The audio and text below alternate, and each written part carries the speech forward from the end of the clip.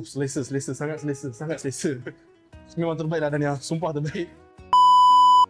Hai guys, Assalamualaikum semua. Okay, so hari ni kita ada berada di mana? So kita hari ni sampai dekat sini untuk support bekas jiran kita dulu dekat Ipoh Night Market. So dia dah buka kedai dia, sangat-sangat besar. Memang sangat wow lah, cantik lah. Okay, first kali kita nak review dia punya lighting dia memang terbaik lah. Memang cantik. Boleh tengok. Yang kedua, kita nak review table dia. Kau tengok table dia besar gila. Kita booking untuk 7 orang, 5 dewasa, 2 kanak-kanak, tapi table ni dah macam 10 orang boleh duduk. Sebab apa? Dia nak keselesaan untuk customer semua. Kursi pun sangat besar. Sebenarnya boleh duduk 2 orang ni, nampak? Nampak? Tapi dia nak keselesaan untuk semua orang. Tak kira besar, kecil, sederhana. Semua boleh duduk. Okay? So memang sangat selesa. Yang ketiga, first kali yang saya nampak lah, yang saya paling terkejut lah. Pakai kelorok ke Dania? Betul kau punya kerang ni Dania. Oi, kerana bus ni memang nampak. Kita tak nak review pasal rasa lagi. Kita review pasal tempat dia dulu. So kau tengok. Oi, bersih. Aku tak pernah tengok kerang bersih macam ni. Aku tak tahu basuh macam mana. Seorang yang sangat-sangat teliti lah. Dengan kerang pun dia basuh sampai bersih macam ni. So dia buat yang terbaik lah untuk customer dia.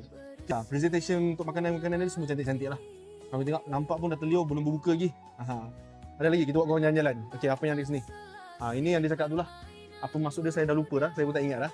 So, cantik lah. Okay, so nampak lah. Memang cantik lah. Okay, jom kita tengok luar pula. Alright, buat video sekejap boleh Boleh. So nampak, kita review staff dia pula. Sangat beramah, sangat baik, sangat handsome. Okay, jom kita review sini pula. Boleh buat review sekejap? Boleh? Ni. Nampak tak? Bar dia. Smart tak smart? Ni dia beli daripada Holland ni.